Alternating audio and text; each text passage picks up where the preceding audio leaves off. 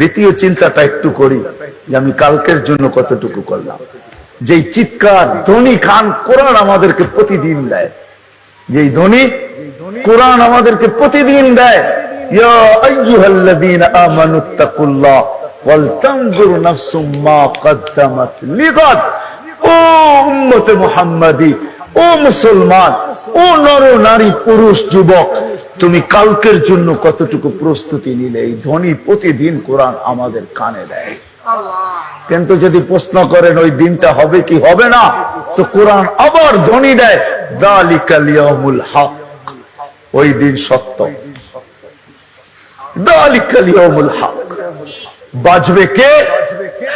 যালিকাল ইয়াউমুল হক, ফামান শাআ ইয়াত্তাখিযা ইলা রাব্বিহি মাআবা, যে আল্লাহর আশ্রয়ে আসবে সেই বাঁচবে, সে ছাড়া কেউ বাঁচবে না। বিদায় সত্য এটাই। প্রথমেই আমি বলছি, যদিও আমাদের বিবেক বুদ্ধি আমাদেরকে বসতে দেয় না, বিদ্যা বসতে দেয় না, সমাজ বসতে দেয় না, অবস্থান বসতে দেয় না, কিন্তু আমার বোঝা উচিত কালকে আমার পাশে আমি কাউকে পাবো না, আমি নিরেট একা হয়ে যাব, কাউকে পাবো না, রব্বে কাবার কসম কাউকে পাবো না। এই জন্য এখন যদি ভাবতে পারি তাহলে হয়তো সলিউশন বাহির হয়ে আসবে, সমাধান বাহির হয়ে আসবে। সত্য এটাই, কবরবাসীরা এখানেই আছে, এদের আয়োজনেই আপনাদের আয়োজন, কবরবাসীদের জন্যই আপনাদের আয়োজন, তাও বৎসরে একবার, ঠিক না? হ্যাঁ, বৎসরে একবার, তাও আল্লাহ জাযায়ে খায়ের দেখ, আপনারা করছেন বৎসরে একবার। দোয়া আমরা অবশ্যই কবরবাসীর জন্য করব, কিন্তু এদের কাছে জিজ্ঞাসা করে দেখেন এরা কত অসহায়। ওয়াজের প্রয়োজন হইতো না যদি একজনকে উঠায় এনে এই চেয়ারে বসানো যেত। হায় জাদু যদি জানতাম তাহলে পর্দাটা সরায়া দেখায় দিতাম কার অবস্থা কি আছে, কিন্তু আল্লাহ রাখেন নাই। এই জন্যই হাতে পায়ে ধরে বুঝাইতে চেষ্টা করতেছি। কি বলেন, চিন্তা করবেন? হ্যাঁ, কে কে করবেন দেখি, আল্লাহ কবুল করুক। এই জন্য আমি আপনাদেরকে ক্ষেত্র দেখাবো, যদি আপনি আসলেই চিন্তা করতে চান যে আমি দুনিয়ার জন্য কতটুকু করলাম, এটা যদি যোগ বিয়োগ করি এটা তো প্রস্ফুটিত, কিন্তু কালকের জন্য কতটুকু করলাম যদি করতেই চাই, যদি আমি এটাতে সম্মতি দেই, তাহলে আমাকে তিনটা জায়গার ভিতরে, তিন জায়গার সাথে আমার যখন সম্পর্ক হবে তখন বোঝা যাবে যে আমি আসলেই ভাবতেছি, আর নাইলে দিন কিন্তু কেটে যাবে। আগেই বলছি, ধরে রাখার কোনো সুযোগ নাই, কোন মেশিন আসে নাই। আপনি বলবেন লাইফ সাপোর্ট, এটা তো সান্ত্বনার মেশিন মাত্র, কিচ্ছু না। যদিও এটার গায়ে লেখা আছে লাইফ সাপোর্ট, যদিও ইংরেজি তর্জমা করলে বোঝা যায় শেষ লাইফকে সুরক্ষিত দিবে, সুরক্ষিত করবে, আমাকে বাঁচায়া দিবে, কিন্তু না, সে কতগুলা টাকার ঘাটতি আমার থেকে নেওয়া যাবে, আর শেষ পর্যন্ত ডাক্তার সরি বলবে, বাস এতটুকু। শেষে কি বলবে? I am sorry. চেষ্টা তো করলাম চোখের সামনে, কিন্তু রাখতে তো পারলাম না। সত্য তো এটাই। এই ধ্বনি তো সবার কানেই আসবে, কিতাবে আছে, কিতাবে এটা শুনেই শেষ করতেছি, কিতাবে আছে ধ্বনি সবার কানেই আসবে। যার বাড়িতে মৃত্যু হয় একজন ফেরেশতা কানে ধ্বনি দেয়, ইনকাতাতিল আজাল ওয়ানকাতাতিল আমাল, এই ব্যক্তির আশাও শেষ, বয়সও শেষ, তোমাদের কান্না বেকার, তোমাদের কান্না অনর্থক, এর বয়স শেষ, আশা শেষ। দ্বিতীয় ফেরেশতা বলবে সালাল ইশতিগাল, এর ব্যস্ততা শেষ, কেউ একে আর ব্যস্ত দেখবে না। বাকিয়াল ওয়াবাল, সমস্ত গাফিয়ার সামনে একা একা সম্মুখীন হইতে হবে, ওইখানে কেউ যে দাঁড়াবে না, কেউ খবর নিবে না। তৃতীয় ফেরেশতা বলবে যাহাবাতিল আমওয়াল, যত অর্জন ছিল দুনিয়াতে সব হাতছাড়া, শুধু সস্তা একটা কাপড় গায়ে জড়ানো।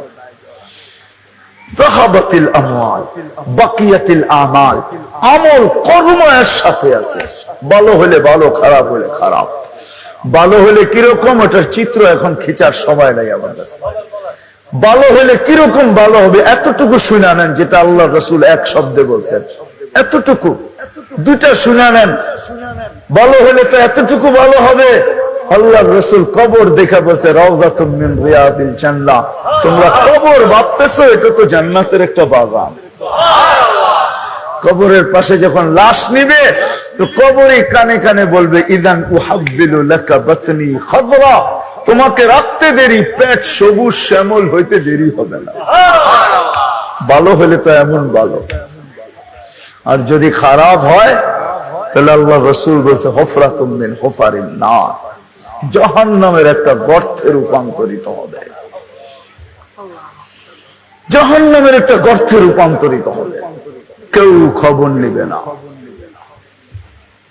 চতুর্থ ফেরেশতা বলবে, চতুর্থ জীবিতদেরকে কানে ধ্বনি দিবে, তুবা লিমান কানা মাতামুহু মিনাল হালাল ওয়া ইশতিগালুহু লিখিদমাতি যুল জালাল। সুসংবাদ ওই ব্যক্তির জন্য, দুনিয়াতে যা ভক্ষণ করছে সব হালাল করছে, আর 24 ঘন্টা আল্লাহর দাসত্বের ভিতরে যে কাটাইছে। সুসংবাদ তার জন্য আমাদের কাছে। সত্যই ধ্বনি আমাদের প্রত্যেকের বাড়িতে বারবার আসবে। আসেন আমরা যদি আসলেই দ্বিতীয়টা ভাবতে চাই যে আমি কালকের জন্য কতটুকু প্রস্তুতি নিলাম, এই যুগ বিয়োগ যদি আমি করতে চাই, তাহলে 3টা জিনিস আমাকে করতে হবে। যদি করতে পারেন, 1 নম্বর হলো আমাকে আল্লাহর ঘরের সাথে নিজেকে সংযুক্ত করতে হবে। আল্লাহর ঘরের সাথে নিজেকে সংযুক্ত করতে হবে, আল্লাহর ঘরের সাথে। দ্বিতীয়, আল্লাহর ঘরের সাথে সংযুক্ত করতে হবে। দ্বিতীয়, হক্কানি আলেম ওলামাদের পিছে চলতে হবে। এটারও কারণ বলে দিতেছি। আপনি বলবেন এদের পিছে চলবো কেন? আচ্ছা, আপনাদেরকে আপনি একটা প্রশ্ন করি, যদি কোনো ব্যক্তির ফাঁসি কার্যকর করার পূর্বে তাকে কি অধিকার দেওয়া হয় জানেন? কি? হ্যাঁ, না না, তাকে অধিকার দেওয়া হয় তুমি রাষ্ট্রপতির কাছে প্রাণ ভিক্ষা চাইতে পারো। সত্য তো? ঠিক তো? রাষ্ট্রপতির কাছে প্রাণ ভিক্ষা। আচ্ছা বলেন, রাষ্ট্রপতির কাছে কি উকিল চলে? কি চলে? সুপারিশই চলবে। যদি রাষ্ট্রপতির কোন ঘনিষ্ঠ লোক যায় কানে কানে বলতে পারে লোকটা ভালো ছিল, অধিকার তো আপনার আছে, খোঁচা দিয়া দিলেই তো দিতে পারেন যে ছেড়া দিলাম, মাফ করে দিলাম, ওইখানে সুপারিশই চলে, ঠিক না? মনে হয় বুঝাইতে পারি না। রাষ্ট্রপতিকে যদি কেউ সুপারিশ করলো আর উনি যদি কানে নিয়ে নিল, তো উনি লেখা দিয়া দিবে আমি একে মাফ করে দিলাম। কোর্ট আদালত কারো কিছু বলার নাই, কেননা সর্বশেষ অধিকার রাষ্ট্র তাকে এটা দিছে, বুঝছে না? হ্যাঁ, ওইখানে উকিল চলে না, ওইখানে কি চলে? সুপারিশ চলে। ঠিক কিয়ামতের মাঠে আমাদের সুপারিশই লাগবে, সুপারিশই। প্রত্যেক ব্যক্তির সুপারিশই লাগবে কিয়ামতের মাঠে। আর কিয়ামতের মাঠে সুপারিশই হলো আলেম ওলামা, আম্বিয়া, আলেম ওলামা, তারপরে হলো সুহাদা। এই জন্য দ্বিতীয়, আমাদেরকে হক্কানি আলেম ওলামাদের সাথে নিজেদেরকে সংযুক্ত করতে হবে। এরা কিয়ামতের মাঠে সুপারিশ করবে, এরা সুপারিশই। এই জন্য আল্লাহ কিয়ামতের মাঠের কথা নিজেই বলছে, মালিক ইয়াউমিদ্দিন, আমি কিয়ামতের মাঠের মালিক, আমি কাজী না, আমি জজ। কানুনের অধীন, সে কানুনের বাহিরে যায়, সংবিধানের বাহিরে যায় কিচ্ছু করার ক্ষমতা রাখে না। কিন্তু শেষমেশ রাষ্ট্রপতি সংবিধানের অধীনে না, তার হাতেই ক্ষমতা আছে, সে মালিক দেশে, সে ইচ্ছা করলে মাফ করে দিতে পারে। আল্লাহ কিয়ামতের মাঠের মালিক, আল্লাহ কাজী না, এই জন্য ওইখানে সুপারিশই চলবে। আর হক্কানি আলেম ওলামা হলো কিয়ামতের মাঠে সুপারিশি। আরেকটা কথা শুনে নেন, এই উম্মতকে আল্লাহ ডাইরেক্ট জাহান্নামে পাঠাবে না, ফয়সালা হইলেও পাঠাবে না। এই উম্মতকে এক জায়গায় নিয়ে একত্রিত করবে, যেই জায়গা দিয়ে হক্কানি আলেমরা জান্নাতে যাবে। যখন এরা অতিক্রম করতে থাকবে, আল্লাহ সবাইকে বলবে, যে যাকে চিনো ধরো, চলে গেল কিন্তু যে রাস্তা গতিরোধ করে দাঁড়াবে, হুজুর দুনিয়ায় পরিচিত ছিল, মহব্বতের ছিল, ভালোবাসা ছিল, আসা যাওয়া ছিল, কোথায় চললেন? আমরা তো জান্নাতে যাব, আমাদের তো ফয়সালা হয়ে গেছে, শুনছি আপনারা নাকি সুপারিশ করতে পারেন, সুপারিশ করলে আল্লাহ গ্রহণ করবে, আপনারা নাকি সুপারিশই, সুপারিশের অধিকার দিছে আমাদের জন্য, করেন না? তো আলেমরা তখন আল্লাহকে বলবে, আল্লাহ যাইতেছিলাম জান্নাতে বটে, কিন্তু যাব না। আল্লাহ জিজ্ঞেস করবে, কেন? এগুলো তো সবই বন্দরের, কারে রেখা যেমন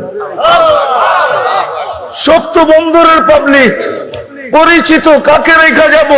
আল্লাহ রহমতের জোশ আসবে, আর আল্লাহ বলবে, যে যাকে চিনো নিয়ে যাও।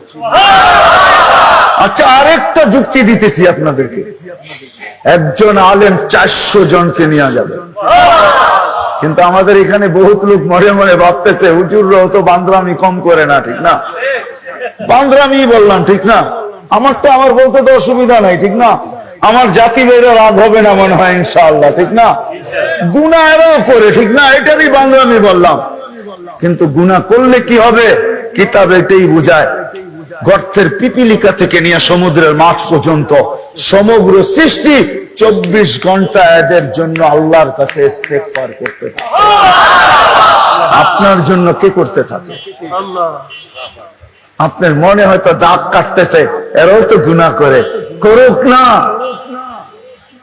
হায় হায়, আপনি রং সাইড দিয়ে গেলে সাথে সাথে জরিমানা, আবার অনেকজনও রং সাইডে গিয়া যায়, কোনো জরিমানা সরিমানা কিচ্ছু নাই। কেন? কেননা সে সরকারের পক্ষ থেকে নিযুক্ত, নির্বাচিত। কি মনে হয় বুঝাইতে পারি নাই? আমাদের দেশটাকে সুরক্ষিত করার জন্য কয়েক ধরনের বাহিনী সরকারের পক্ষ থেকে নিযুক্ত। সরকার এদেরকে বাছাই করে নিছে 18 কোটি মানুষের ভিতর থেকে। খালি গিয়া দাঁড়ায় গেলে 6 ফিটের হইলেই আপনাকে নিয়ে নিবে না, বহু ট্রাই করার পরে তারপরে আপনার নিবে। অনেক কিছু, এমন কি আপনার চোখের জুতিটা পর্যন্ত দেখবে, চোখের কালারটা পর্যন্ত দেখবে। যান, যা দেখেন, সত্য তো। সরকার যখন নেয়, কেন? কাউকে দিয়ে বিতর্কিত দেশটাকে সুরক্ষিত করে, কাউকে দ্বারা সীমান্ত সুরক্ষিত করে, কাউকে দ্বারা আমাদের স্বাধীনতা সার্বভৌমত্বকে সুরক্ষিত করে। আল্লাহ আলেম ওলামার দ্বারা 4টা জিনিস সুরক্ষিত করতেছে। এই বাহিনী যেরকম সরকারের সিংহভাগ যেমন একের উপরে সরকার খরচ করে, আর এদের বেলু সরকারের কাছে অনেক বেশি, আমাদের কাছেও বেশি। আল্লাহ আলেম ওলামাকে নির্বাচিত করছেন 4 জিনিস সুরক্ষিত করার জন্য। আলফাজ সুরক্ষিত করার জন্য কারীদেরকে আল্লাহ নির্বাচিত করছেন।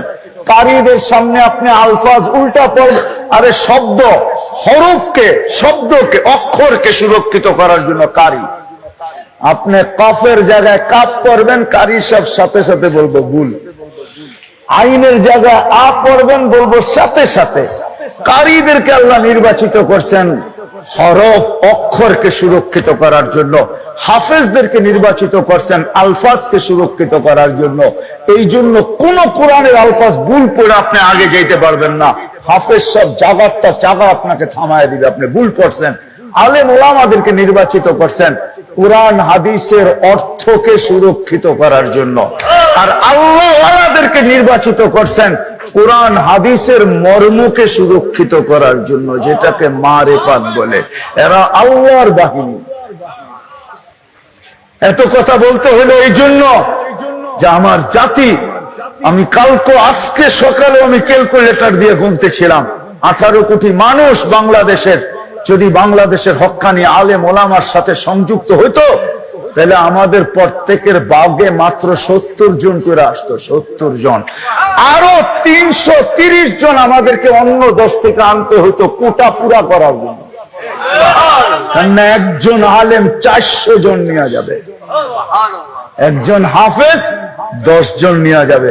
আমাদের বাংলাদেশের বহুত ফ্যামিলি আছে যার ঘরে বহুত, আর এটাকে কি বলে, মা বাবা ভাই বোন মিলা 10 জন, এটাকে কি বলে, এরকম ফ্যামিলি খুব কমই আছে যেই ফ্যামিলিতে মা বাবা ভাই বোন মিলা 10 জনের বেশি আছে, নাই, খুব কম। আপনার বাড়িতে ছেলে সন্তান কয়জন? আপনার স্ত্রী, আপনি 2 জন, আর সন্তান 5 জন। তো আপনার বাড়ির ছেলেও যদি একজন হাফেজ হয় তো ওকে আরো 5 জন দাঁড় করে আনতে হবে কোটা পূরণের জন্য। এরকম কার বাড়িতে এখানে আছে, কার ঘরে আছে যে মা বাবা মিলে আরো 8টা সন্তান? এই জন্য দ্বিতীয় আমরা হক্কানি আলেমদের সাথে সম্পর্ক জড়বো না, সবাই হাত উঠাইতে চায় না। আর তৃতীয়, যেখানে হক্কানি আলেম ওলামাদের মজলিস হয় ওইখানে ছুটা যায় একটু সময় কাটাই। হক্কানি আলেম ওলামা আল্লাহ ওয়ালাদের মজলিস করব তো? আল্লাহ আমাদের সবাইকে আমল করার তৌফিক দান করেন। ওমা আলাইনা ইল্লাল বালাগ। দোয়া।